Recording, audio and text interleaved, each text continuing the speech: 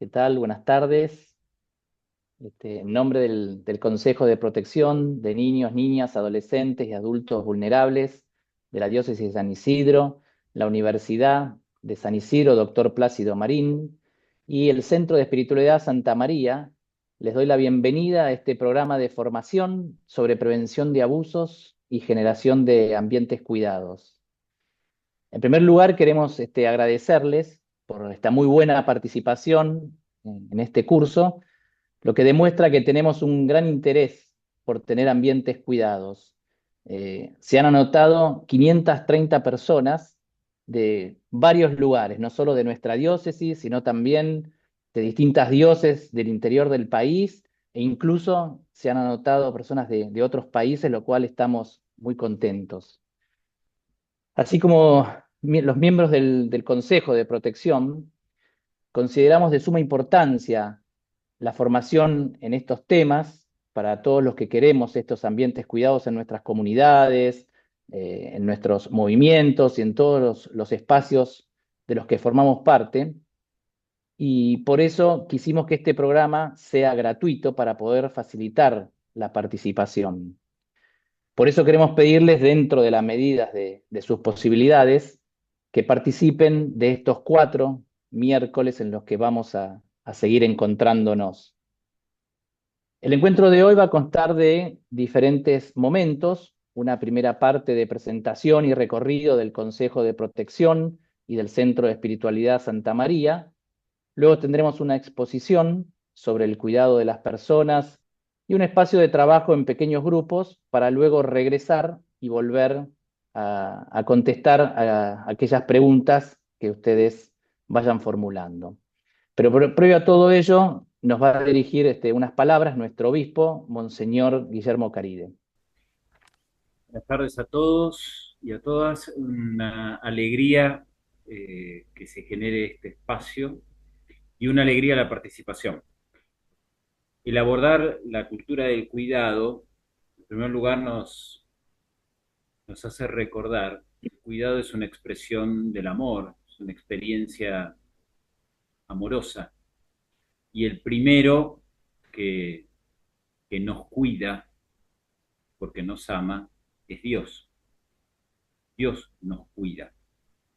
Y la iglesia está llamada a ser signo e instrumento del cuidado de Dios. La cultura del cuidado es cómo traducimos en nuestros ambientes ese cuidado de Dios, que expresa el valor, la dignidad de cada persona, cómo nos ve el Padre como hijos e hijas suyas. Entonces, cuidar no es solamente algo frente a un peligro, sino es expresión del valor y el respeto hacia cada persona. Por eso es importante reflexionar sobre la cultura del cuidado, porque como comunidad tenemos dinámicas relacionales, tenemos creencias, tenemos lenguajes, que tenemos que revisarlos para que nos ayuden a que sean expresión del cuidado y también nos ayuden a prevenir todas aquellas situaciones que puedan ser de maltrato o abuso. Por eso lo importante de reflexionar sobre nuestras prácticas, nuestros lenguajes, nuestras formas relacionales. Cada uno de los expositores de estos 4 encuentros son muy valiosos y van a transmitir cosas muy valiosas para todos. Pero lo más importante va a suceder en las preguntas que nos suscite a cada uno de nosotros. Allí es donde vamos a vivir los aprendizajes que nos tenemos que llevar a casa, aquello que nos va a ayudar a repensar nuestras prácticas, nuestra cultura, para que en nuestras comunidades podamos implementar la cultura del cuidado. Por eso los invito a que ahora nos encomendemos al Padre que nos cuida y a María, ese es su cuidado maternal, siendo Padre nuestro que estás en el cielo, santificado sea tu nombre, venga a nosotros tu tu reino, reino. hágase tu voluntad en la tierra como en el cielo. Danos hoy nuestro pan de cada día, perdona nuestras ofensas, como también nosotros perdonamos a los que nos ofenden. No nos dejes caer en la tentación y líbranos del mal. Amén. Y le decimos a la Virgen, Dios te salve María, llena eres de gracia, el Señor es contigo. Bendita tú eres entre todas las mujeres y bendito es el fruto de tu vientre Jesús. Santa María, Madre de Dios, ruega por nosotros pecadores, ahora y en la hora de nuestra muerte. Amén. Que tengamos muy buen encuentro en el nombre del Padre, del Hijo y del Espíritu Santo. Gracias, Monseñor, por haber compartido este inicio con nosotros y por estar apoyando todo lo referente al cuidado en nuestros ambientes eclesiales.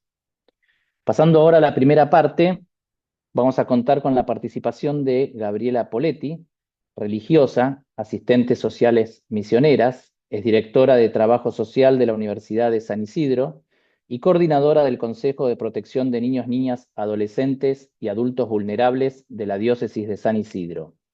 Y después tomará la palabra Inés Ordóñez, que es fundadora y directora del Centro de Espiritualidad Santa María, es educadora, acompañante espiritual y coach con 50 años de experiencia. Gabriela, te paso la palabra. Bueno, muchas gracias, Facundo. Gracias y buenas tardes a todos, a todas. Es realmente un gusto grande saludar en nombre del Consejo de Protección de Niños, Niñas, Adolescentes y Adultos Vulnerables de la Diócesis de San Isidro.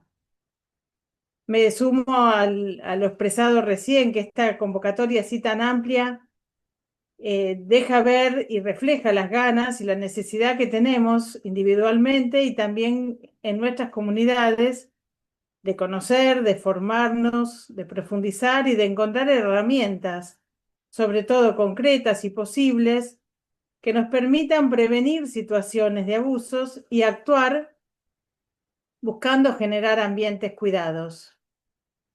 El itinerario que en estos 4 encuentros vamos a recorrer seguramente nos van a despertar muchas preguntas, muchos cuestionamientos, que sería bueno que no se nos escapen.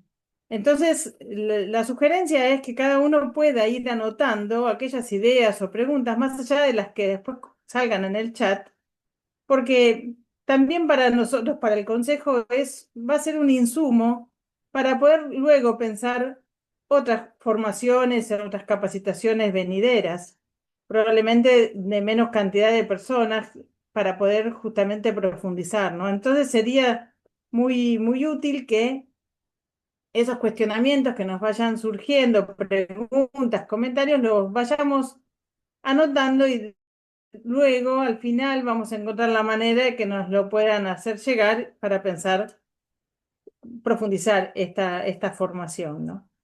También quiero compartir brevemente el recorrido que el Consejo viene transitando.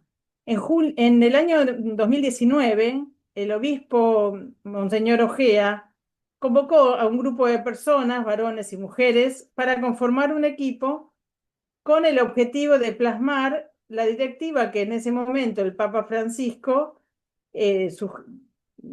promulgaba a través de la Carta Apostólica de Vos Estis Lux Mundi.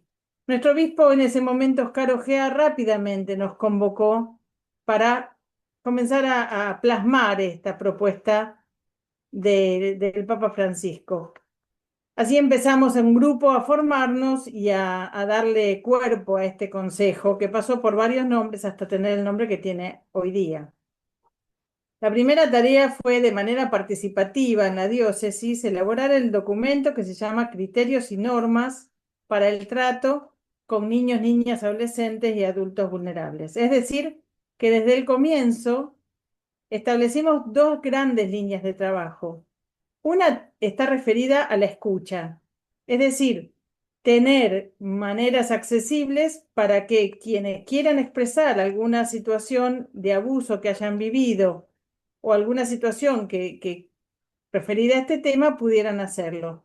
Por eso entonces es que se estableció un modo accesible a través de la página web del obispado, de teléfonos, de los contactos nuestros, para que esto justamente sea posible y accesible para todos. Entonces, una línea grande es la escucha. Otra línea es la referida a la prevención y a la protección, ¿no? Que es lo que tiende a fomentar ambientes cuidados. Esta línea de trabajo la fuimos concretando a través de varios talleres, capacitaciones, probablemente de los que estamos acá algunos hayan participado. Hemos hecho encuentros con distintas comunidades y ámbitos pastorales de la diócesis, con jóvenes, con la vida religiosa, con sacerdotes, con Cáritas, Jurec, secretarías parroquiales, bueno, varios talleres. Les quiero contar que nuestro consejo está formado por 11 personas que venimos de distintas profesiones, distintos saberes, distintas perspectivas, laicos, laicas, religiosas, sacerdotes. Creemos profundamente que para tomar este tema necesitamos justamente esta mirada amplia que nos permite integrar perspectivas o ángulos desde donde miramos esta realidad. Sería mucho más corta la mirada si solamente se le confía a 2 o 3 personas o a 2 o 3 que tengan un mismo saber, ¿no? Entonces, justamente eso es una gran riqueza que tenemos para compartir. Por último, también quiero expresar mi gratitud al Señor por estos pasos que se van dando en la Iglesia, tan esperados, y también vamos a decir que también son dificultosos. Nos confrontan, a veces parece que no nos entendemos, porque trabajar sobre estos temas causa tensiones, trae conflictos, pero es la tarea justamente para cuidar, para cuidarnos desde un criterio evangélico, entendiendo que la intervención en esta pastoral nuestra es de manera transversal. Que no se trata, el consejo nuestro no se trata de un tribunal de faltas. Nosotros no somos jueces ni juezas, sino que vamos recibiendo y tratando justamente de crear desde un criterio evangélico esta pastoral transversal que tiende hacia el cuidado.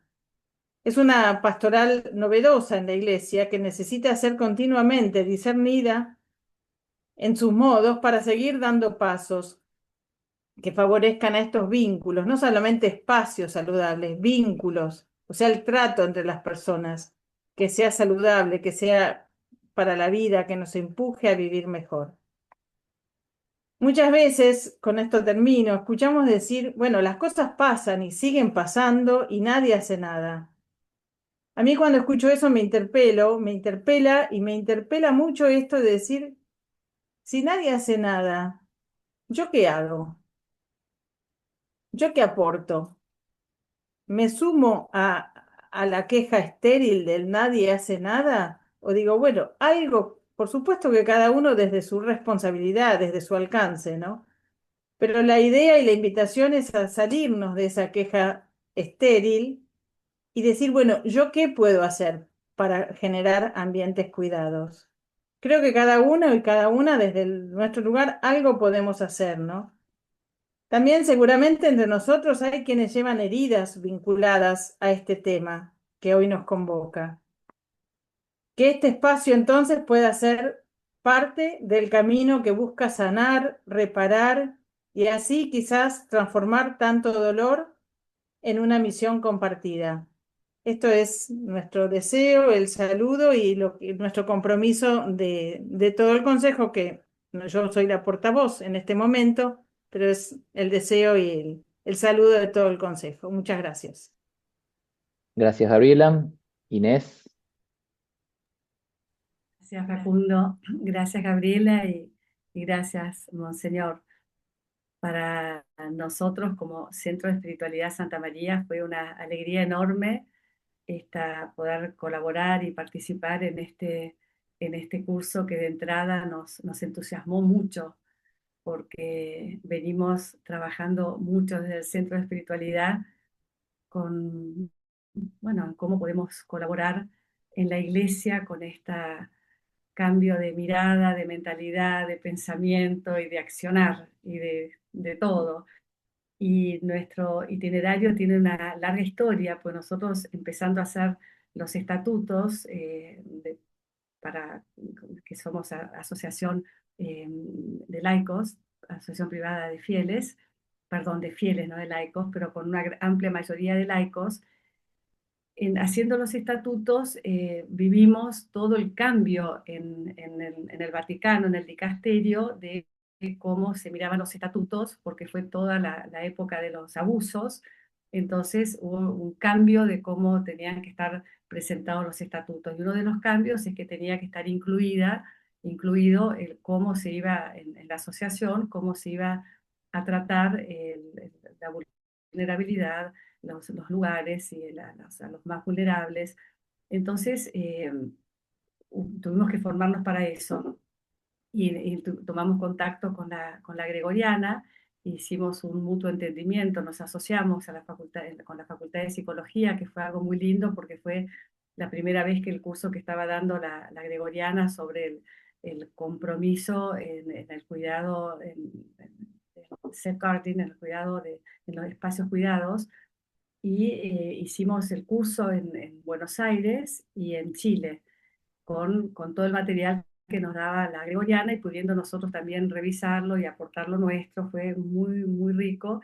Y hicimos dos camadas en el curso, dos formaciones, y en eso crecimos mucho, o sea, estudiamos mucho, nos formamos mucho, y después no solamente eso está en los estatutos, tuvimos que hacer todo un programa, un protocolo de cómo eso se iba a dar en todo el centro internacionalmente, sino que también incluimos la formación en los acompañantes espirituales. Nosotros damos una formación para acompañar de 4 años, y después los acompañantes se buscan y se especializan en los temas que más les interesan, se sienten llamados. Y así hicimos, una persona de nuestra comunidad fue a hacer el curso de 1 año en la Gregoriana, o sea, como que quisimos realmente y queremos, y es nuestro deseo, ser un lugar donde podamos acompañar, y no solamente a las víctimas, sino también a las personas bueno, que cometen abusos. Entonces los procesos que en la iglesia, que a veces son más lentos de lo que las personas esperan, entonces cómo acompañar a unos y otros. Eh, y eso, a mí personalmente me tocó acompañar, sobre todo también en Chile.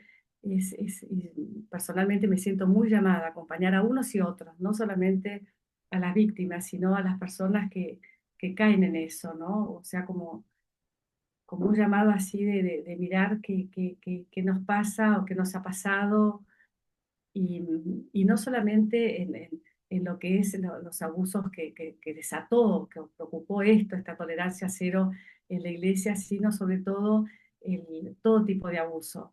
Y los abusos de poder que nos hemos naturalizado muchas veces, en los abusos de poder en nuestras estructuras religiosas, que puede ser en las escuelas, en las universidades, los maestros, los profesores, a veces también los padres, o sea, como que qué cuidado, ¿no? Con esto de los lugares, cuando tenemos un lugar de cierta autoridad, ¿no? Con los más vulnerables, es como un cambio de corazón, de mirada. Yo le agradezco mucho al Papa Francisco, con el cual hemos tenido largas charlas respecto de esto, que le tocó, bueno, una parte muy importante de todo esto, de su sabiduría y su mirada, desde lo programático en Evangelii Gaudium, de esto de qué hacemos con los frágiles, con la vulnerabilidad, cuál es nuestra mirada para no llegar a un abuso, una indiferencia. Bueno, nosotros en el Centro de Espiritualidad lo tenemos bastante organizado, gracias a Dios, y a muchas personas, y por eso en cada centro, en cada país, en cada sede, hay una referente de estos espacios cuidados, que a su vez tiene un equipo y tiene como la misión de hablar con la diócesis en la que está y de ofrecerse a colaborar con lo que ya está haciendo esa diócesis, el obispo de ese lugar. Y así es que llegamos a San Isidro, y bueno, y Gaby, fue muy lindo toda tu acogida, y enseguida invitarnos a colaborar. Yo creo que aquí es de todos, esto que decía Gaby, de las distintas miradas, como que ayudarnos entre todos, porque es algo que todos tenemos que cambiar, porque hay muchas cosas que casi no nos damos cuenta. Y qué lindo que podamos hablar, como de esto sí se habla, de esto sí se habla, y es muy doloroso cuando de esto sí se habla y no encontramos la acogida bueno, que la persona quiere, ¿no? Entonces, si entre todos nos acogemos, nos escuchamos y en el mientras tanto vamos aprendiendo, tenemos este cuidado de acompañar el dolor de las víctimas o la enfermedad o la patología o lo que fuera de la persona que cometió o que está cometiendo eso y no se da cuenta. Entonces creo que este curso yo digo gracias, gracias, y veo muchas acompañantes que han venido, qué bueno, y así, zambullidos. Y yo lamentablemente no voy a poder estar en todos los cursos porque me voy a Roma justamente al jubileo de las asociaciones, así que en Pentecostés voy a estar ahí y cuando pueda me voy así a meter, pero lo voy a ver por supuesto que sí, diferido y gracias. Gracias, Monseñor, por esta iniciativa, gracias al Consejo y gracias a todos ustedes y el Espíritu así, para que esto que estamos llamados a estar a full en el lugar donde estamos. Eso, gracias, Facundo. Bien, gracias Inés. Bueno, pasamos ahora sí a la segunda parte, que vamos a presentar a nuestra disertante, la doctora Alicia Zanotti de Savanti, quien es médica por la Universidad de Buenos Aires, licenciada en Psicología por la Universidad Católica de Córdoba, especialista en Psicología Médica por la UBA y en Terapia de Familia en el CEMIC. Se desempeñó como profesora titular de Psicología Social con enfoque clínico en la Facultad de Psicología y Educación de la Universidad Católica Argentina y como profesora titular de la Cátedra de Psicología Familiar y Comunitaria en la misma universidad. Actualmente es directora de APSIS, Instituto de Psicoterapia para el Niño y la Familia. Colabora con la Iglesia como miembro del equipo Jeremías, dependiente de la Conferencia Episcopal Argentina, orientado a la promoción de la salud integral de los presbíteros, y es miembro del Consejo Pastoral para la Protección de Niños, Adolescentes y Adultos Vulnerables de la Conferencia Episcopal Argentina. Te damos la bienvenida, gracias por compartir tu tiempo y es todo tuyo. Muy bien. Bueno, gracias Facundo por esta presentación y gracias al Centro Diocesano al Consejo Diocesano de Protección de la Diócesis y al Centro de Espiritualidad Santa María. Bueno, yo lo que voy a hacer en esta clase, lo que me han pedido, es hacer una presentación general del tema, ubicarlo en su contexto general e histórico, ver el significado que ha tenido todo esto para nuestra Iglesia, tratando de trazar un hilo conductor que permita que las clases que vienen, las 3 clases que siguen, las puedan ensamblar en esto mismo. Frente a esta audiencia tan numerosa, por supuesto, habrá muchas personas que ya han hecho muchísimos cursos, talleres, y muchos de estos conceptos pueden resultarles ya sabidos. Pero es necesario, si queremos entender profundamente o volver a pensar si ya fue entendido todas estas cosas, ir siempre desde los fundamentos. Yendo entonces a nuestro tema, que es el cuidado de las personas en clave pastoral, vamos a empezar por el significado de la palabra cuidar. Una palabra que por sobreuso, no, todavía no, por favor, volvamos a la anterior. Una palabra que por sobreuso se ha vulgarizado. Todo el mundo, por lo menos en estas zonas, cuando saluda dice chau, cuídate, cuídate, pero sin esperar, trivializado el término, sin esperar que esa persona realice ninguna acción en concreto en ese sentido. O sea que es una palabra que se ha vaciado de significado entre nosotros. Sin embargo, el significado del cuidado de las personas remite a algo muy profundo, porque es el cuidado de la integridad personal. Y en el tema que nos ocupa, entonces, es la protección de ese espacio interior en el que se construye la subjetividad de ser humano. Para nuestra antropología judío-cristiana, la interioridad no es solo psíquica o emocional, como a veces se la trata, sino un lugar espiritual de comunión, lugar sagrado, porque ahí es donde Dios se revelará a cada uno según su historia personal y los vínculos desde los que se desarrolla su biografía. Es el lugar donde el ser humano escucha, discierne y responde a Dios. Como dice el primer libro de Samuel, en 3:10, habla, Señor, que tu siervo escucha. Ahora sí pasamos a la otra. Por eso me gusta presentar siempre al principio esta cita del Éxodo 3:5: no te acerques más, sácate tus sandalias, porque lo que pisas es un lugar sagrado. Y el lugar sagrado es esa interioridad donde habita el Espíritu de Dios, pero también, en este caso nuestro, es el sufrimiento de los inocentes. Si no nos acercáramos desde esta actitud, difícilmente podríamos comprender la profundidad y la trascendencia del tema y correr el riesgo de que todo se convierta en un listado de normas, de códigos de comportamiento que no nos involucre personalmente, tema en que las dos presentadoras han hecho hincapié. Podemos pasar a la próxima diapositiva. En esta vamos a ver el significado de cuidar desde su etimología. Cogitare significa prestar atención a alguien, atender a otro, interesarse por algo o por alguien, asistir a. Vemos siempre entonces que estamos ante un verbo transitivo, es decir, de tipo vincular, que se da en referencia a otros. Nosotros cuidamos a otros o nos cuidamos de otros o de algo. Es un verbo que puede volverse reflexivo cuando es el propio yo el que se convierte en objeto de cuidado. Entonces decimos, nos cuidamos, o decimos, cuídate, o decimos, yo me cuido. No es un verbo opcional, decimos, porque no podemos decidir si cuidamos o no. Es constitutivo del hecho de vivir. Aún los animales cuidan a sus crías, les enseñan a alimentarse, les enseñan a defenderse de los peligros, les enseñan a buscar los mejores lugares hasta que sienten que son autónomos. Hasta las plantitas que tenemos en casa exigen que las cuidemos.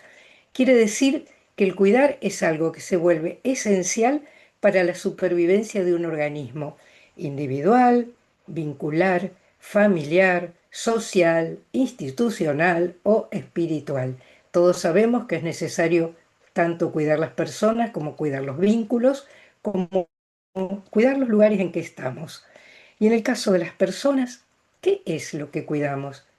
¿Que no las abusen? Bueno, eso es una consecuencia, pero lo que tiene que ser nuestro objetivo es cuidar que no se malogre el desarrollo del sí mismo de cada uno, es decir, de eso tan humano y del desarrollo humano y espiritual de cada uno, y que si algo lo entorpece, podamos brindar las ayudas para que no se transforme en una mutilación definitiva.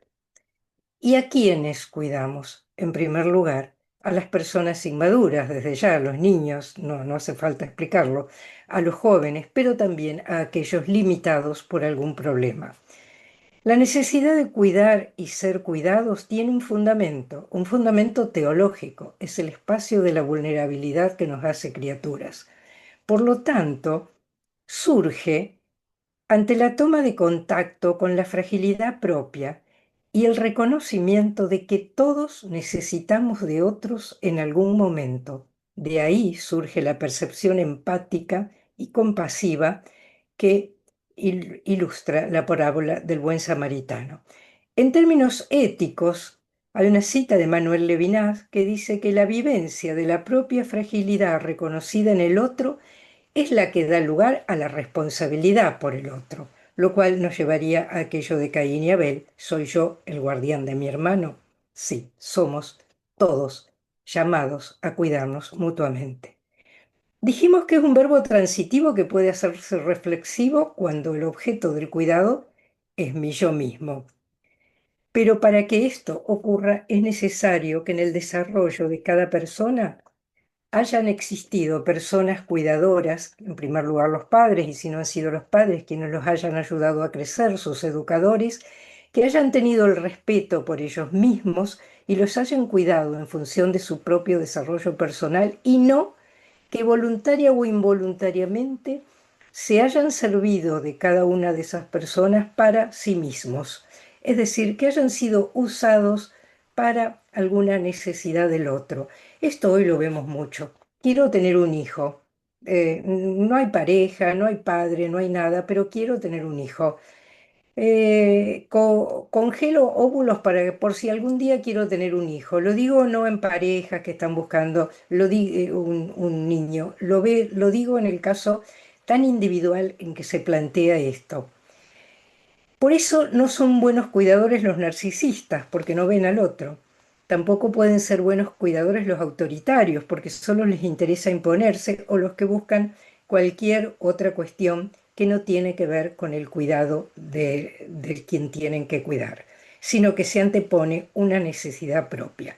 Por todo esto, como dijo nuestro obispo, cuidar es un aspecto fundamental del amar. Quienes no han recibido un cuidado de amor adecuado, les va a ser muy difícil cuidar a otros. No es que no puedan hacerlo, sino que tienen que ser conscientes de las dificultades.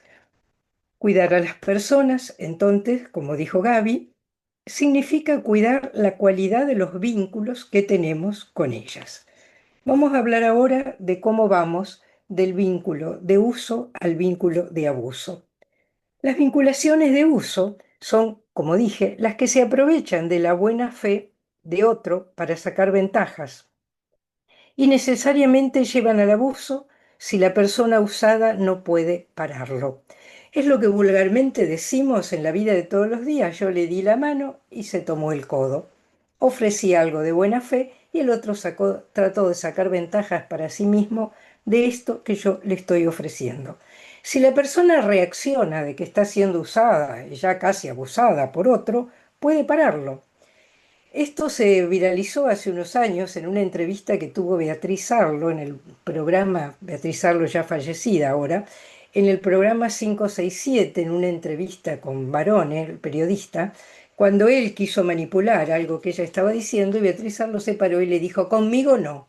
Y esto se hizo famoso en esa época como diciendo: bueno, conmigo no, cuidado. Es decir, uno puede parar una situación en la que se siente usado o prácticamente abusado. Sin embargo, así por miedo a que el otro se enoje, o a un mandato moral, o a una situación de respeto reverencial, o por evitar la ruptura de un vínculo, o por cuidar la unidad de una familia, esto no se hace, se está dispuesto a seguir siendo abusado o a que los abusos que se presencian sigan existiendo. Podemos pasar a otra diapo. De ahí que las condiciones para que un vínculo se haga abusivo requiere que existan dos personas cercanas donde los afectos jueguen un papel importante. Yo no tengo estadísticas de nuestras regiones, pero en estadísticas extranjeras se ha visto que en el 90% de los casos generales de denuncias de abuso, en el 90% son entre personas cercanas, padres e hijos, hermanos mayores con hermanos menores, tíos, padrinos, maestros, sacerdotes conocidos por la familia, etc. ¿Por qué? Porque es la relación cercana la que justamente permite esa relación de buena fe y de confianza depositada en el otro, sobre la cual va a abundar el doctor Treviño en la próxima clase. Pero esta situación cercana y de confianza es una de las condiciones para que se dé un abuso. Pero además tiene que ser una relación cercana, asimétrica desde el poder en relación con alguna necesidad existencial por la cual una de las personas siente que no se atreve, que no puede o que está incapacitada de rebelarse. Puede ser por la edad, porque se siente menos, porque hay una baja autoestima, porque depende del otro por una necesidad económica, por una jerarquía institucional o por una autoridad religiosa. Y además es imposible salir del vínculo por las condiciones de asimetría que recién mencioné y porque a veces hay amenazas también: si haces esto puede pasar aquello, o está metido dentro de la estructura del vínculo: me quedo sin trabajo y no tengo otra manera. Los abusadores en general conocen muy bien la fragilidad del otro. En ese sentido, son sumamente empáticos de la debilidad, no empáticos en el sentido del bien del otro. La dependencia en los vínculos abusivos puede evolucionar en algunos casos en que se hace continua y duradera en el tiempo en una codependencia, porque a veces el abusador, por el beneficio que está recibiendo del abusado, se vuelve adicto a seguir abusando. Esto es un hecho muy interesante para verlo en muchos casos y que hace difícil a veces su tratamiento. Y la perla de la condición para el abuso es el silencio, es decir, la ausencia de otro con capacidad para intervenir. Ese puede ser la ley, los códigos, los que están al lado mirando, o no ven, no se atreven, no creen lo que ven, lo minimizan, le dan otra interpretación, no se animan, etc. Por eso siempre el antídoto de todo abuso es la palabra, la palabra. De estos 4 factores, si los tenemos en cuenta, se van a derivar los criterios de prevención, que no pueden limitarse ni restringirse a vivir reglamentando vínculos humanos, porque entonces dejarían de ser humanos, pero han de existir ciertos códigos nacidos de los que requiere un vínculo sano. Y cuando decimos sano, lo que queremos decir es adecuado a la naturaleza de ese vínculo. Cada tipo de vínculo tiene, digamos, sus normas, su ética. Yo no trato igual a un hijo mío que a un amigo de mi hijo, que a un amigo mío, que a un amigo lejano de la familia o que a mi marido, como no trata igual un médico a su paciente, un maestro a su alumno, un hermano a su hermano. No es la misma forma de comunicarnos. Uno diría, bueno, esto cae por su propio peso, ¿para qué hacen falta tantos reglamentos y tantos protocolos si estas cosas caen de maduro? Pero las personas somos distintas, las educaciones son distintas, las personalidades, la forma de expresarse son distintas, las formas de expresar el afecto. Hay personas que son muy cercanas, que no pueden expresar afecto si no toquetean, si no tocan al otro. Hoy día se ha hecho muy común que la gente indiscriminadamente se bese, se abrace. Hay mucho acercamiento corporal. Hay países, la India, por ejemplo, que por la falta de espacio están acostumbrados a relaciones muy cercanas corporalmente, cuando cualquier habitante de nuestras pampas o de nuestros espacios andinos está acostumbrado a grandes distancias, a fragmentos enteros y a lejanías. Entonces, todas estas formas diferentes de acercarse al otro dan lugares a confusiones, a malos entendidos, a interpretaciones de la conducta del otro, y por eso es que se necesita poner en lápiz y papel para para evitar situaciones complicadas.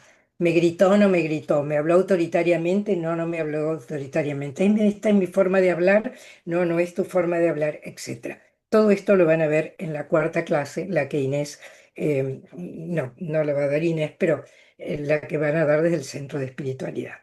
Entonces, toda esta asimetría de poder siempre existente incluye un cierto grado de violencia, mayor o menor. Pasamos a la próxima diapositiva.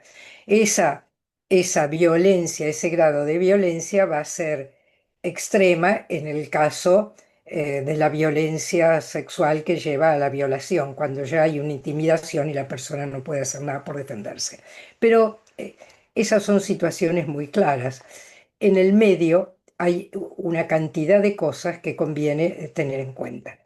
Dijimos que siempre en la base de todo abuso hay un abuso de poder, como ustedes saben, nacido de esta asimetría vincular, nacida de esta necesidad vital de uno sobre el otro.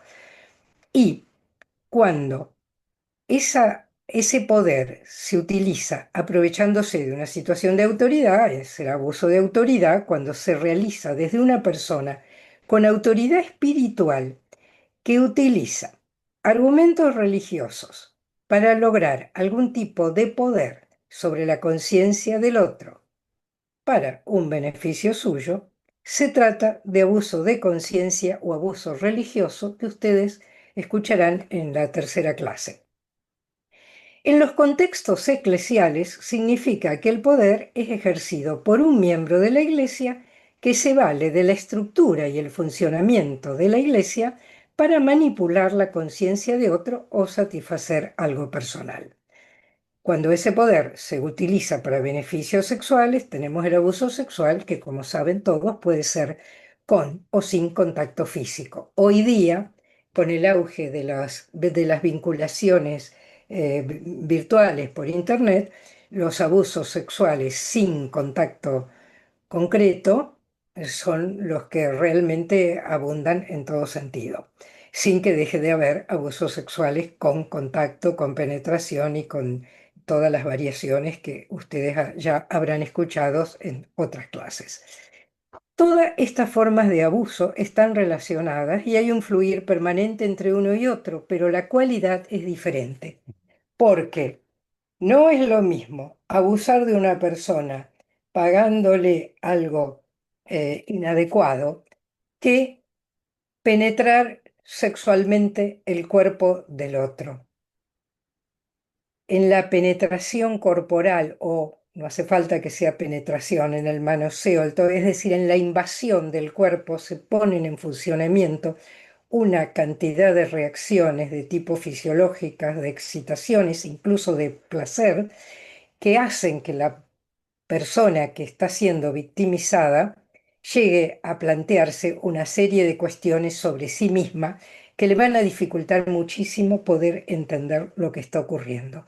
Por eso, cuando el cuerpo entra en juego, la cualidad del abuso es diferente. Ahora sí pasamos a otra diapositiva. Para entrar más en tema, entonces, ¿qué es todo lo que dijimos? Cuidar en clave personal.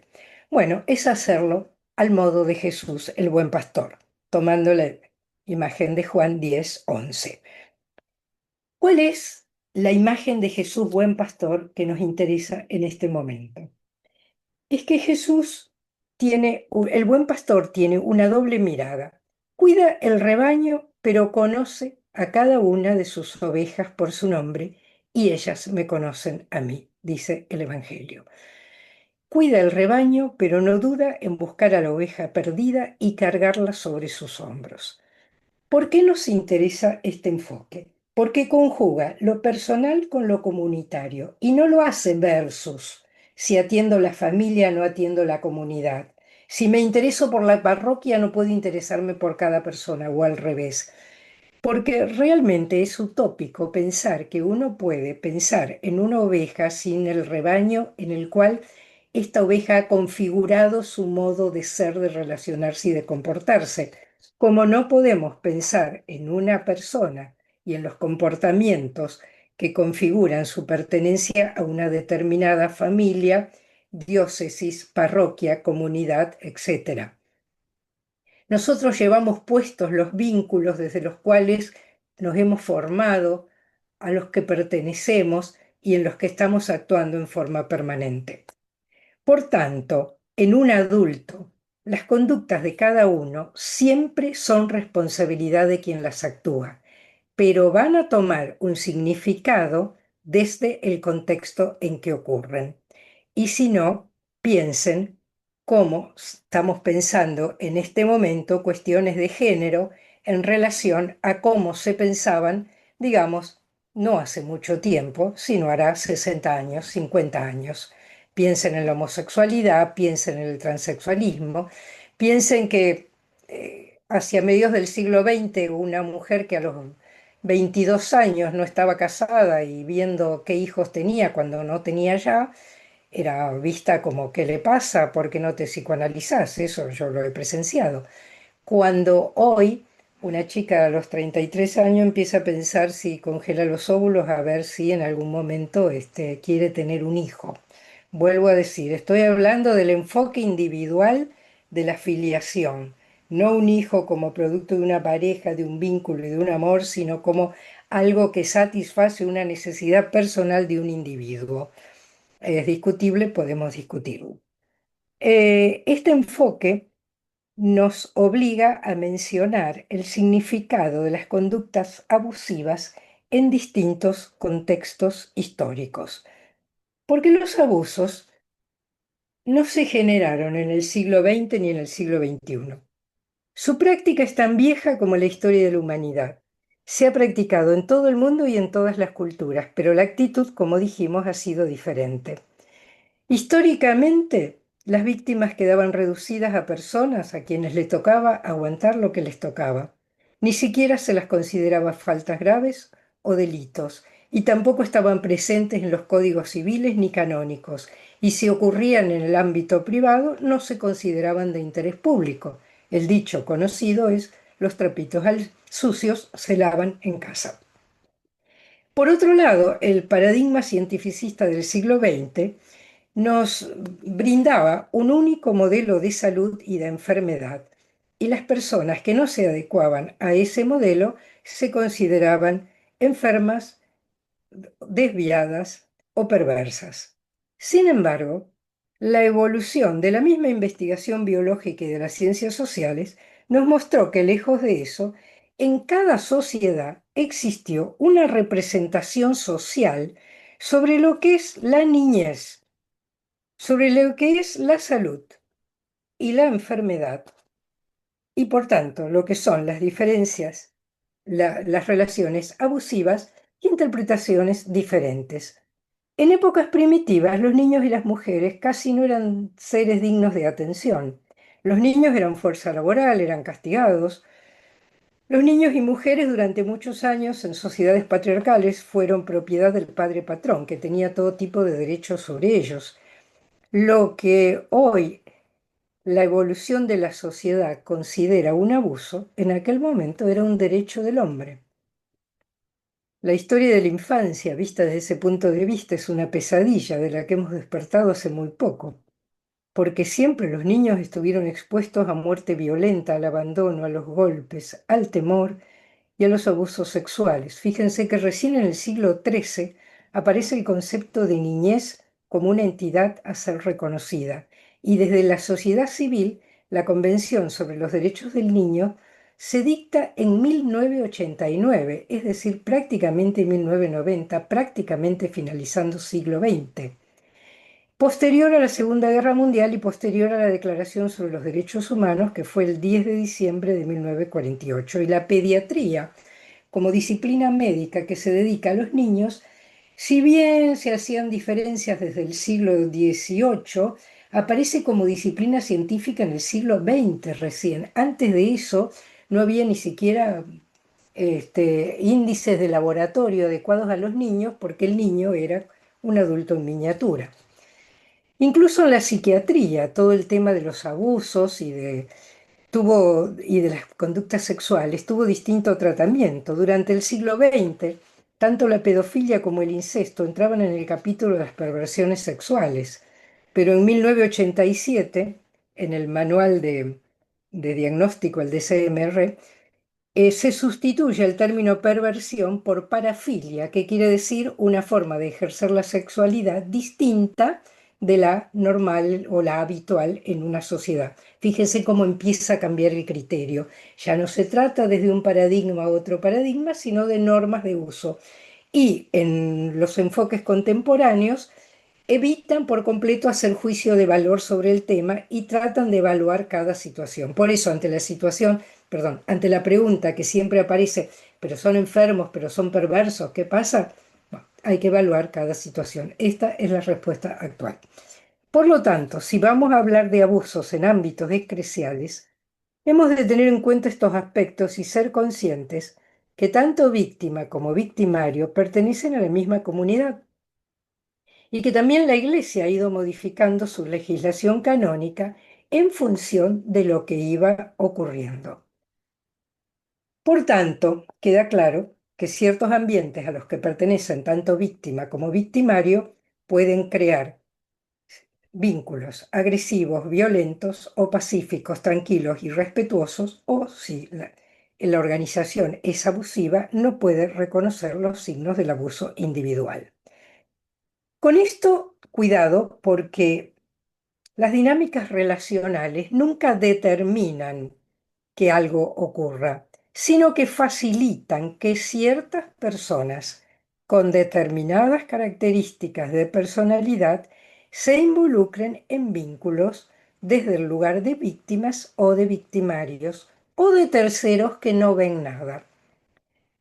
Entender todo esto permitirá comprender un poco más acabadamente todo lo que va a explicar el doctor Treviño en la próxima clase. Vamos entonces a ver qué pasó en este sentido en la iglesia, porque la actitud de Jesús, dejad que los niños vengan a mí, y su actitud hacia las mujeres fue totalmente revolucionaria en su tiempo. Sin embargo, tuvo distinta influencia en las distintas sociedades y en los distintos tiempos históricos. Muchos abusos se cometieron con conocimiento de los mismos y sin embargo la actitud de la Iglesia fue también sintónica, todavía no, y fue sintónica con los tiempos que se estaban viviendo. Durante muchos años en la Iglesia primó la naturalización. La naturalización porque estaba naturalizado en la sociedad. Como decíamos, hubo sociedades donde estas cosas pasaban y no estaban ni siquiera en el índice o en la reglamentación civil. De ahí se pasó a la negación cuando empieza a hablarse de todo esto. No, bueno, pero acá no pasa, acá no pasa. Acá no pasa, cuando sabemos que en un grupo como los que hoy estamos juntos escuchando todo eso, hay un porcentaje muy alto de personas que pueden haber o podemos haber recibido algún tipo de abuso que puede haber sido parado a tiempo o puede haber hecho diversos daños en la conciencia o en el físico o en el sí mismo o en la identidad de esas personas. De ahí se pasó a la minimización, son unos pocos, o a la proyección de la culpa. No, mienten, difaman, son los que odian a la iglesia. O si no, el problema no es mayor que en otros grupos. Bueno, también estos chicos ya tenían experiencia sexual. Bueno, no, los abusadores son unos enfermos. Las víctimas se lo buscan. O el sacerdote también es humano, hay que perdonar. Bueno, y si no, son unas manzanas podridas que hay que sacarlas, meterlas presos y se acabó el problema. Lejos de eso, pero esto fue una posición defensiva. Lo dice, ahora sí, con la diapositiva, lo dice el Papa Francisco en su discurso en la cumbre sobre abusos sexuales en febrero de 2019. Nuestro trabajo nos ha llevado a reconocer, una vez más, que la gravedad de la plaga de los abusos sexuales a menores es, por desgracia, un fenómeno históricamente difuso en todas las culturas y sociedades, y solo de manera relativamente reciente ha sido objeto de estudios sistemáticos gracias a un cambio de sensibilidad en la opinión pública. Fíjense que hace referencia a lo que decíamos. Cambia el concepto social sobre el tema, sobre un problema que antes se consideraba tabú, es decir, que todos sabían de su existencia, pero del que nadie hablaba. Lo dice el Papa Francisco, año 2019. Fíjense que hacia el año 2000, en los informes del PNUD, que es el Programa de las Naciones Unidas para el Desarrollo, se decía que la Iglesia Católica era la institución de mayor credibilidad social. Esto fue así hasta que estalló la bomba, que da el 6 de enero de 2022 el Boston Global Journal, cuando difunde los números y los nombres y apellidos de los abusadores con hechos comprobados y da pie a la película Spotlight, estrenada en 2015, que narra esa investigación por el equipo Spotlight. Esto cambia por completo el panorama. Obliga a la Iglesia a hacerse cargo de los hechos y pasar de una posición defensiva a una posición activa. La denuncia, esto nos interesa mucho, provino del mundo laico. Y el mismo padre Sensini, Amedeo Sensini, experto en formación de sacerdotes, se hace esta pregunta. Si no hubiera sido así, ¿la Iglesia se hubiera hecho cargo de todo esto? ¿Y de qué modo lo hubiera hecho? Lo destaco porque es la importancia del trabajo de los laicos, y de hablar y de decir las cosas. Podemos pasar a otra diapositiva. Porque hasta acá, ¿por qué permanecía en el secreto? Porque la confidencialidad, el secreto que protegía el código canónico junto al secreto pontificio, permitía que los abusadores evadieran la justicia. Por eso Francisco, cuando se hace cargo de todo esto, en 2013, en la revista La Chivita Católica, dice esto, ¿no? Yo veo a la iglesia como un hospital de campaña tras una batalla. Y en un hospital de campaña, el hospital de campaña es el que está cerca de la frontera, del frente, no de la frontera, del frente, donde está el bombardeo, donde está el fuego, y es el que saca ¿qué? Las víctimas y clasifica los más graves, los que están en riesgo de vida, etcétera. Y la primera misión de un hospital de campaña es atender a las víctimas y sacarlas del lugar de donde están ocurriendo los bombardeos. Entonces, a partir de entonces, todos los documentos sobre el tema se van a ir sucediendo rápidamente. Podemos ver otra diapositiva.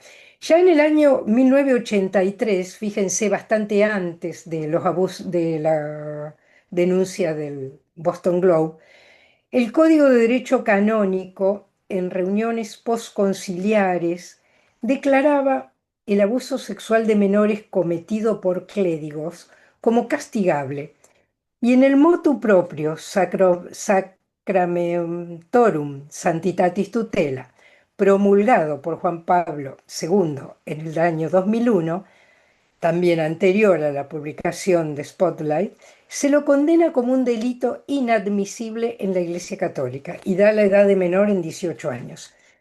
Ese documento es muy importante porque establece que el abuso de clérigos a menores es un delicta graviora, que es el que tiene que ir directamente a que se haga cargo la Congregación para la Doctrina de la Fe, centralizando la gestión y estableciendo procedimientos muy rigurosos para esto, pero todavía en los ámbitos del secreto.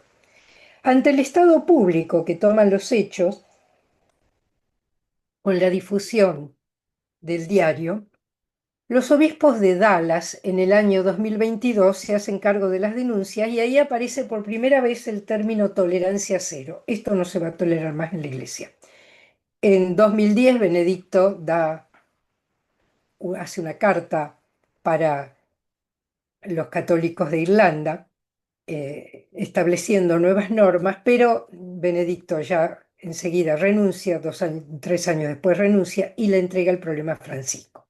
Los primeros años de Francisco, él se dedica a romper el silencio, constituyéndose en el primer papa que adopta medidas contra el encubrimiento. Acá podemos hacer una especie de pausa para hablar del tema del encubrimiento medio minuto.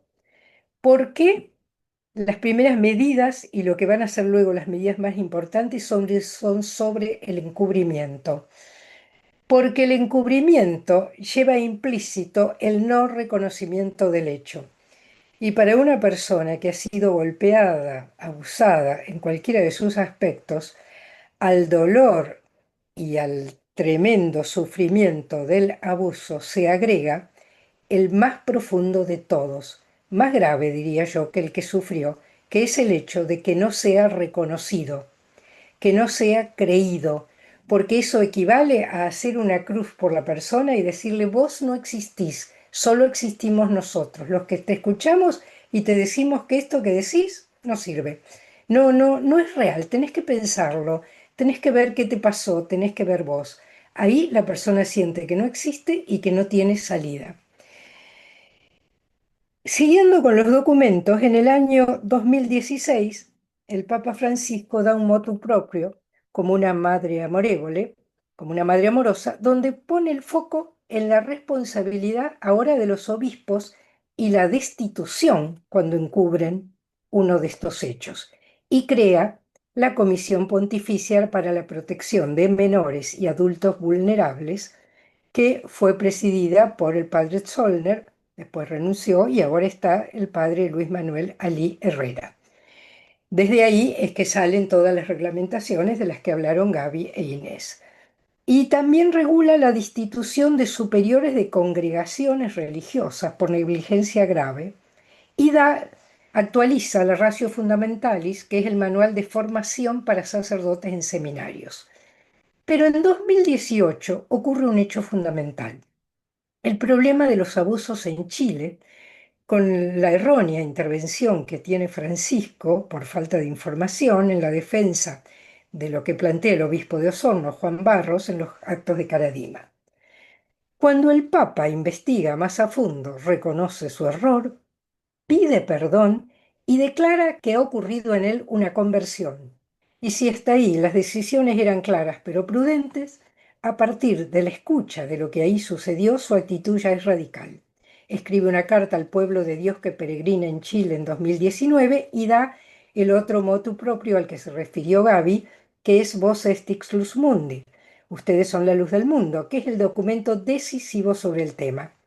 ¿Por qué es un documento decisivo? Pasamos a la próxima diapositiva, que va a hablar de este documento. Bueno, por un lado, porque levanta el secreto pontificio, y esta fue la medida más audaz de Francisco, porque el secreto pontificio era lo que permitía hasta ahí que las cosas quedaran en el reino del silencio. Y permite colaborar con la justicia civil cuando la justicia civil pide a la Iglesia datos. Y sanciona no solo obispos, sino arzobispos, cardenales, superiores religiosos que hayan cometido abuso o encubierto abusadores.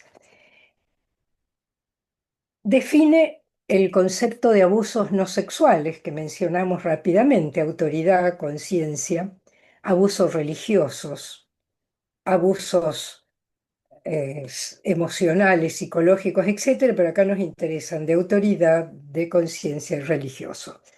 Define el concepto de adulto vulnerable, al que enseguida le vamos a dedicar unos minutitos porque es el concepto más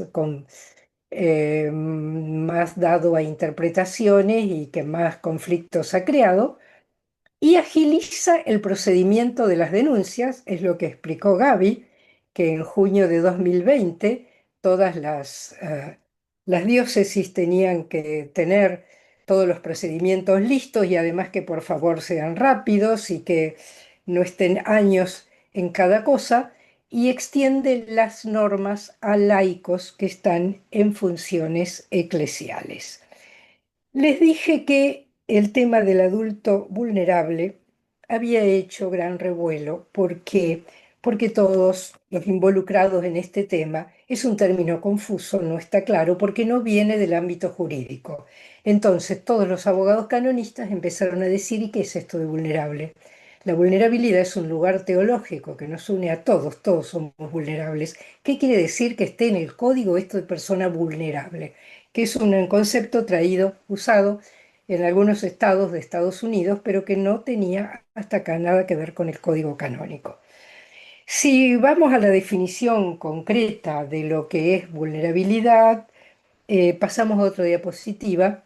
Vulnerable, esto no es lo que les voy a decir ahora.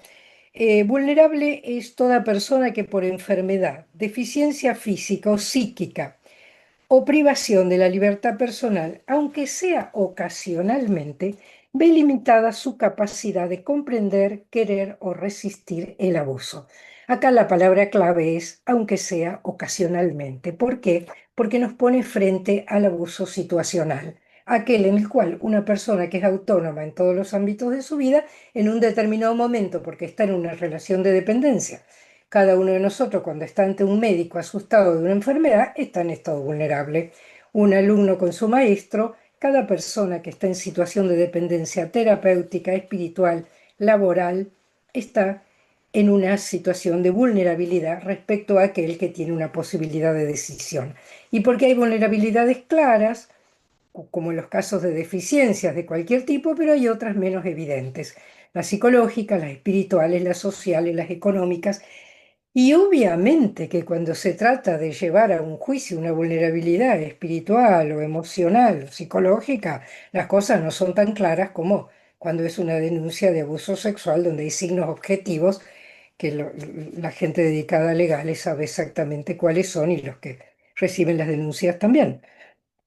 Entonces, ahora sí pasamos les decía que el término de vulnerables para Francisco toma un signo muy amplio, y se basa en esto, ¿no? Y que escandalizar a uno de estos pequeños que creen en mí, más le valdría que le colgaran al cuello una piedra y lo hundieran en lo profundo del mar. Francisco se está refiriendo ahí a la situación en la que están todas las personas que pueden sentirse en estado de minorías de todo tipo. Bueno, ahora sí pasamos a la próxima. Toda esta cantidad de resoluciones que se fueron tomando implicaban cambios totales, porque llegaban a las diócesis resoluciones nuevas y los obispos estuvieron en situaciones complicadísimas, porque llegaban resoluciones de que había que hacer ciertas cosas, tenían que entrar en decisiones y venían nuevas reglamentaciones cuando no tenían las infraestructuras, ni siquiera los conceptos eclesiales listos, ni siquiera a veces su propia posibilidad personal de entender lo que estaba pasando, que se había manejado siempre de una manera y ahora de otra. Por eso, la creación de todas estas comisiones de protección y asesoramiento son sumamente importantes porque pueden ayudar y porque la Comisión de Protección de Menores del Vaticano, esa que les mencioné de Solner y ahora de Herrera, estas comisiones asesoran al Papa y ayudan a entender todos estos cambios que están pasando, vertiginosos, que no se han dado solo en el plano de la tecnología, sino conjuntamente con los cambios tecnológicos en las concepciones de las cosas. Bueno, para ir más rápido y terminar pronto, en marzo de 2023, entonces, la Comisión Pontificia da un primer informe anual en el que evalúa la respuesta de la Iglesia a los abusos sexuales y dice que hay deficiencias significativas en la transparencia y en la gestión de los casos. Lo que antes no dije es que en el 2023, como dice ahí, el Papa Francisco actualiza el Vox Estilus Mundi y extiende las responsabilidades a los laicos que lideran asociaciones reconocidas por la Santa Sede, que después se va a extender a todos los laicos que trabajan en ámbitos eclesiales. De ahí la protección no va solo a las personas, sino a todos los ámbitos eclesiales. Entonces, ¿qué pasamos a la otra diapositiva? Esto de que hay deficiencias significativas en la transparencia y gestión de los casos, ¿qué quiere decir? Que en realidad con todo lo que se trabajó y todo lo que se dijo, no había frutos adecuados. Distintas diócesis llegaban a distintas comunidades a estas situaciones en distintos momentos de concientización y de poner en acto. Pero hay que entender, lo que hay que entender es que esto es algo que impacta en tres sistemas interrelacionados: el legal, el moral, el legal que está sustentado en las leyes vigentes, el moral, que es la ética vigente en cada sociedad, y el pastoral, que es el modo en que las personas son guiadas, acompañadas y servidas por sus líderes. Pero más allá de todo esto, lo que nos interesa, como dije al principio, es que estamos hablando del sufrimiento de los inocentes, que esto tiene una profunda significación teológica, porque los delitos son realizados por personas que representan una figura de protección en un contexto de vinculación religiosa, que no es lo mismo que protección en otros lugares. Es un lugar simbólico que remite a Dios, al vínculo con lo sagrado, a un Dios que ya no protege, sino que traiciona, porque no solo me abusa, sino que después me niega que soy persona, con capacidad de saber lo que pasó y hasta me hace entrar en confusión conmigo misma. Todas estas personas se alejan para protegerse. Y lo religioso deja de ser un ámbito de protección y seguridad al cual el ser humano recurre cada vez que la angustia vital hace presa de nosotros y se convierte en un lugar lejano. Y la fe, como mayor motivo para una vida plena, sin significado y esperanza, desaparece cuando alguien creíble, confiable, coherente, ha desilusionado esa fe, pero se puede recuperar cuando alguien creíble, confiable, coherente y congruente la cree toma en cuenta lo que dice y hace las acciones que están a su cargo para solucionarlo. Pasamos a la otra diapositiva y acá viene el tema de la responsabilidad de los laicos. Las normas no hacen más que expresar cómo se darán los vínculos o cómo se darían los vínculos en una comunidad sana. ¿Qué entendemos por comunidad sana? Lejos de ser una comunidad sin conflictos, porque no sería humana, una comunidad sana es aquella que tiene en sí misma los mecanismos para advertir, reconocer y controlar los problemas. Los identifica a tiempo y pone en marcha los mecanismos correctores. Es decir, va construyendo un nosotros comunitario inmunitario, de modo que es misionera en la prevención. El mismo Papa dijo a todos los que se dedican a prevención de abusos que son apóstoles de la prevención. Y su misión se cumple en el lugar en que cada uno está con quien está a su lado. Solo hacemos una referencia a comprender la actitud con la que se hace y las motivaciones para hacerlo. La actitud es no convertirse, como dijo creo que Inés o Gaby, no convertirse en un tribunal, porque a veces uno ve que hay laicos que con la mejor de las intenciones se acercan a hacer una advertencia, un comentario a un sacerdote, pero el modo en que lo hacen consigue absolutamente lo contrario de lo que querían lograr. Querían lograr ayudarlo a darse cuenta, ayudar a prevenir una consecuencia, pero lo hacen de un modo que uno dice, ¿cuál es el abusador? ¿El que le están advirtiendo o el que lo está advirtiendo? No somos un tribunal, no somos un tribunal de fallas. Para eso está la justicia social, civil y canónica. Y la justicia social, que fue un lapsus también, porque el control social, que es la opinión de la comunidad sobre algo, también influye. Pero ahí es donde no vale difamar. No vale el corredor de pasillo, no vale ese enojo que no se basa en hechos corroborados, en hechos comprobados, la impaciencia que no espera que se hagan las denuncias y que se haga la investigación correspondiente y que quiere ya que se actúen cosas, tal vez para quedarnos todos tranquilos. Pero por otro lado, el tema de la motivación. También se hizo referencia a esto, es decir, los sentimientos que a todos nos despertó y nos despierta saber que estas cosas ocurren.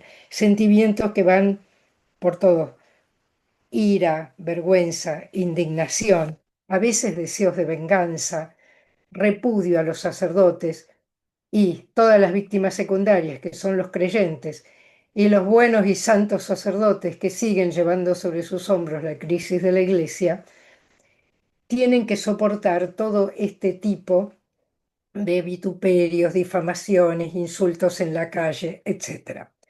Esto además ha creado grietas en nuestras comunidades, lo cual se suma a nuestra tendencia argentina a formar grietas. Y por suerte nuestro nuevo Papa León XIV nos ha dado como lema, poco nos ha transmitido este tema de la unidad. Porque si no entendemos que víctimas y victimarios somos hijos de la misma Iglesia, estamos desenfocando la situación, lo cual significa proteger a las víctimas, hacer las denuncias, hacer los juicios que hagan lugar, dar las sanciones que corresponden y ayudarlos, como dijo Inés, como hijos de Dios. Bueno, todavía estamos sufriendo la crisis. La llegada de León XIV despierta la esperanza de que la obra de Francisco encuentre forma de concretarse en estructuras disfuncionales que hay que reparar. Francisco sabía todo lo que restaba por hacer, es muchísimo, pero es el trabajo de toda una iglesia, no solo de la jerarquía. Y como signo de esperanza nos quedamos en la próxima diapositiva para terminar con todos los caminos que se abrieron a partir de esta crisis.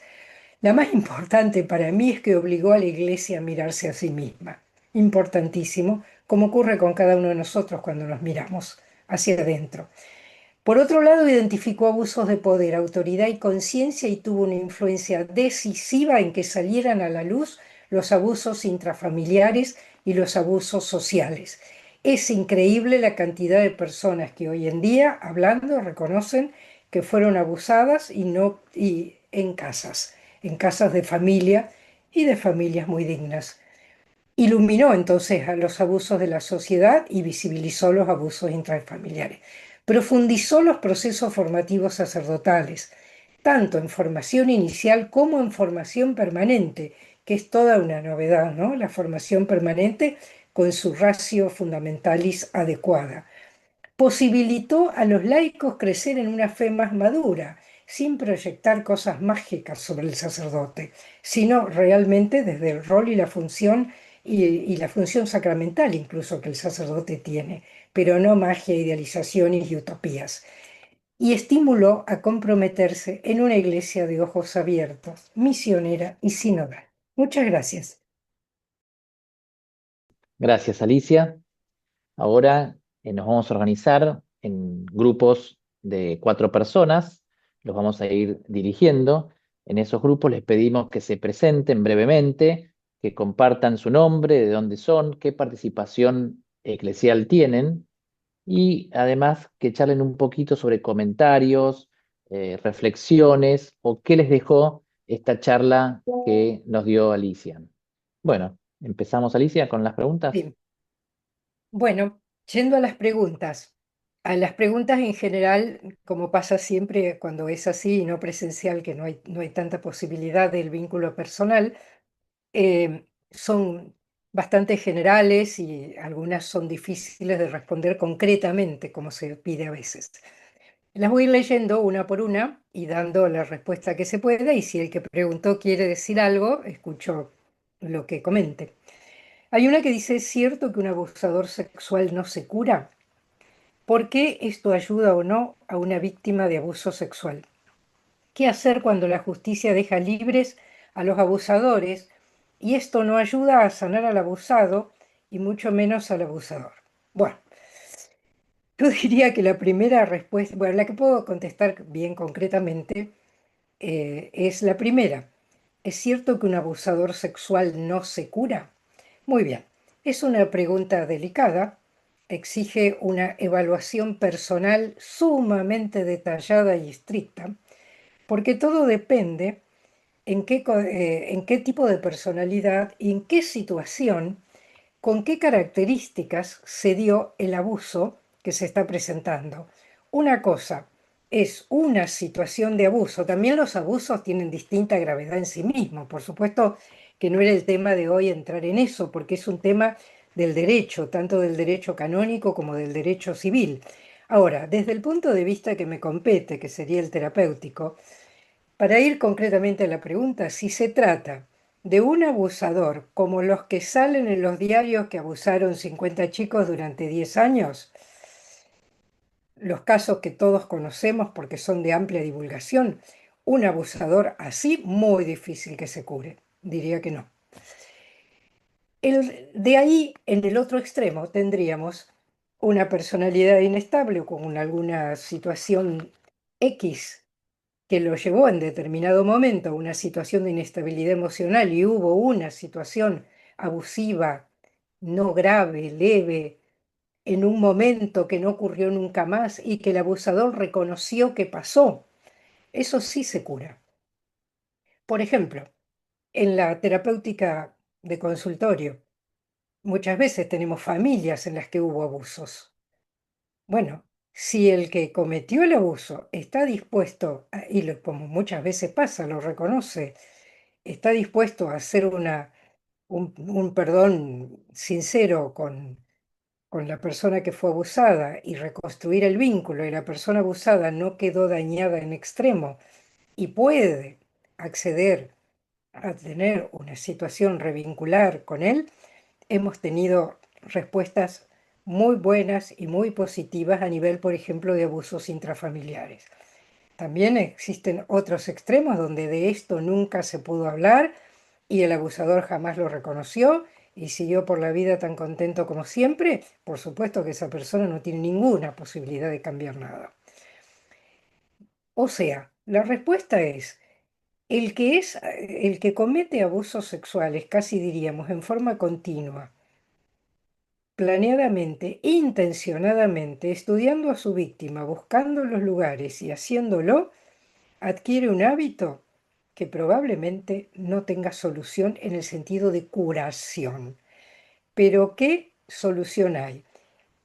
Esa persona, si está juzgada adecuadamente, si ha recibido su sanción de parte de la justicia, si acepta hacer algún tipo de tratamiento y acepta su condición, puede no curarse, pero rehabilitarse. Del mismo modo que decimos a veces con alcohólicos, bueno, no se ha curado, pero está rehabilitado. En lugares como Estados Unidos, donde existen instituciones dedicadas al cuidado y rehabilitación de abusadores sexuales, como es el St. Luke en Washington, en Maryland, bueno, yo lo he visitado ahí. Pero claro, son otras reglamentaciones, es otra cultura. Muchas de las preguntas que ustedes hacen tienen que ver con el contexto cultural que vivimos y con algunas de las cosas que he mencionado en el curso de la charla.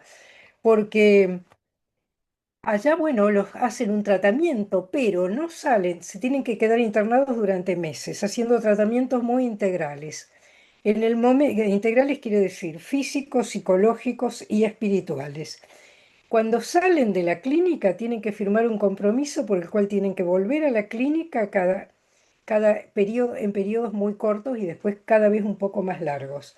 Tienen que comprometerse a seguir con el tratamiento afuera.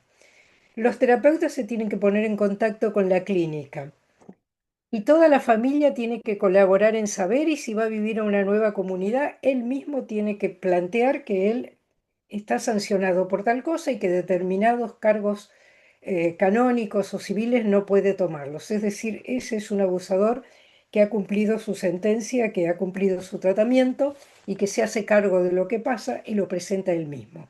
Pero no es lo habitual. Lo habitual es que lo nieguen hasta el momento en que las pruebas estén ahí presentes y no tengan otra posibilidad. Pero si las pruebas no son contundentes, tampoco puede ser que lo reconozcan. En general son personalidades que no lo reconocen. Y si no hay reconocimiento, no hay posibilidad, porque lo primero que se pide para una curación es aceptación del problema. No sé si con eso le respondo al que me preguntó. Bien. ¿Seguimos con la otra? Seguimos. Después, esta misma habla de qué hacer cuando la justicia deja libre a los abusadores. No tenemos manera de intervenir, a menos que se pueda presentar otro caso con otro tipo de documentación para volver a rearmar el caso. ¿Y qué hacer con la abusada que está viendo que el abusador está libre? Y si se puede, protegerla y protegerla poniéndola en ámbitos distintos, que no tenga que estar todo el tiempo encontrándose con la persona que le ha causado el trauma, apoyando, haciendo el tratamiento, alentándola a que se acerque a un grupo de personas abusadas y a que tenga la dirección espiritual adecuada, que es lo más complicado, con perdón de los sacerdotes, pero no de los que trabajan en esto, por supuesto, del que no está advertido. Pero sola no va a salir, necesita protección, necesita ayuda, necesita tratamiento o grupo en el cual pueda elaborarlo y reintegrarse. Yo creo que además, como se ha hecho tanto énfasis en la cuestión de los abusos, por suerte se ha crecido en conciencia de que existen. Pero también tenemos que entender que todos como comunidad tenemos que ponernos de acuerdo en que esto se esclarezca y que alguna vez podamos dar vuelta a esa página. Porque si no, la víctima queda identificada como víctima y durante toda su vida yo fui víctima. Yo soy víctima de abuso sexual y con eso justifico un montón de otras cosas. Por eso los dos necesitan atención. Bien. Si podría repetir la definición de comunidad sana. Lo que dije es que no es una comunidad que no tiene problemas, sino que, porque si no, no sería una comunidad viva. Es una comunidad que detecta los problemas en forma temprana, se hace cargo de que existen y pone en marcha los mecanismos adecuados para su solución. Esa es la definición que di en su momento.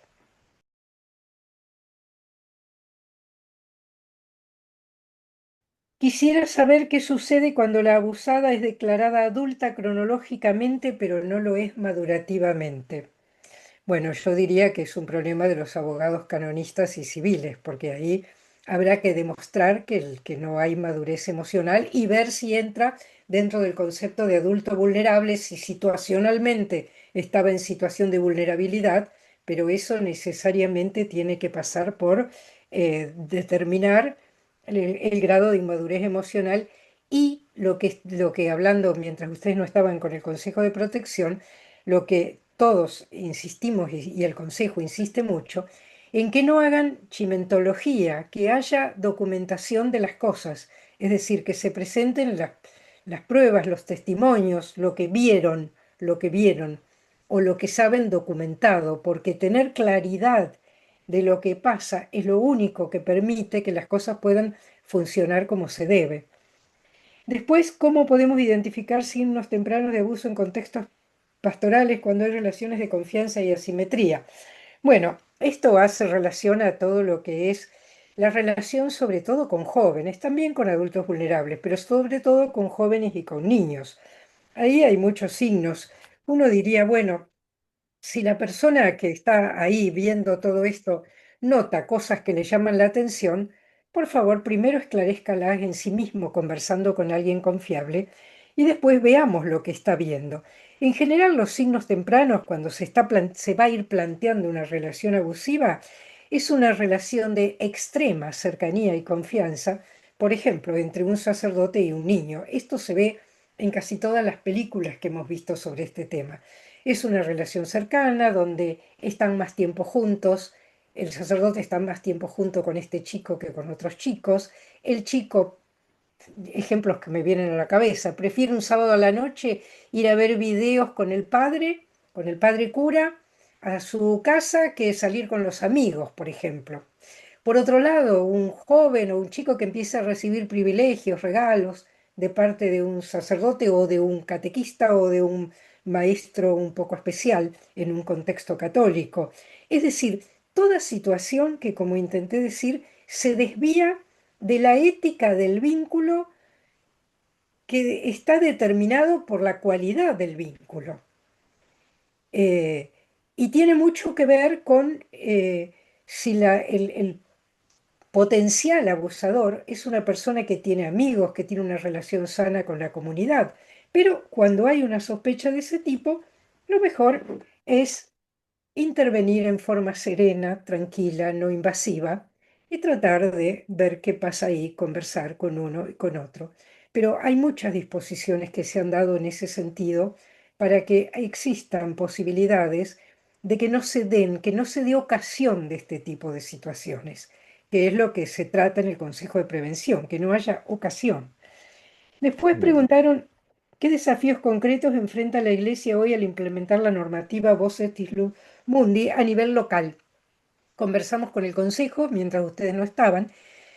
Como dijo el padre Guido, a nivel local depende un poco a cuál es la localidad, digamos, en la que ocurre. Pero para simplificar, dada la hora y dar una respuesta adecuada, yo diría que lo más difícil, dada la cantidad de cosas que abre la Lux Estis Lux Mundi, habría que ver cuál es. Pero todo habría que resumirlo en, por favor, conocer los documentos, conocerlos, porque hay mucho, se ha escrito mucho. Lo que pasa es que no se leen, no se elaboran y recurrir a los caminos institucionales que están abiertos.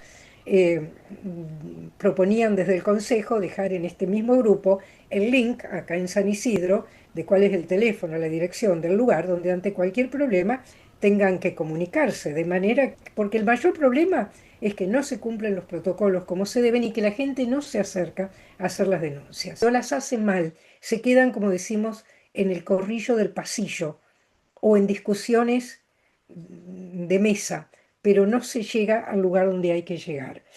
¿Cómo pueden los laicos ejercer una autoridad pastoral sin replicar modelos abusivos o autoritarios? Bueno, ahí cada uno tiene que revisar un poco sus propios modelos de vinculación y, y, y preguntar a sus familiares y hacer una cierta capacitación sobre todas estas cosas. Porque yo creo que ahí entra un concepto muy importante, que es ser una autoridad autorizada, no una autoridad autoritaria. La autoridad autorizada es aquella que sabe que su lugar le da una autoridad legítima para decir ciertas cosas, imponer ciertas normas, lo cual no tiene que ser ni con violencia, ni tiene por qué ser invasivo, ni tiene por qué ser autoritario, ni hay que usar que te vas a ir al infierno si no lo cumplís. No, son reglas que deben quedar claras si se tiene la autoridad necesaria para hacerlo. Con serenidad y con tranquilidad. El tema de las buenas formas. Lo van a ver en la última clase, pero los modos de hablar están en vigencia este tema hoy entre nosotros. ¿Qué formación específica se requiere para que los agentes pastorales se conviertan en apóstoles de prevención? Y la respuesta más profunda es la conversión personal. La segunda es, bueno, capacitarse, hacer esto que estamos haciendo, hacer talleres, acercarse a los centros que cada uno tenga cerca para informarse. ¿Y qué implicancias tiene considerar a vulnerables también a los adultos dentro de lo pastoral? Y yo diría tener una mirada empática y misericordiosa, compasiva, saber que dentro de lo pastoral hay muchos adultos cronológicos, como decía la pregunta anterior, pero que tienen una serie de cegueras o problemas o situaciones que limitan una cantidad de cosas y que exigen paciencia, confortar, dar apoyo, que no se sientan solos, que saber que están al lado y apoyarlos lo más posible para que busquen las ayudas necesarias. Ninguno de nosotros puede ser omnipotente, solos no podemos. Hay un montón de cosas que dicen estas preguntas que yo no podría hacerlas y tal vez solamente un equipo donde estén las distintas disciplinas representadas pueden hacerse cargo de distintas cosas. Considera que el celibato tiene relación con los abusos de parte de algunos sacerdotes. Miren, el celibato es una cuestión sumamente delicada, discutida, etc.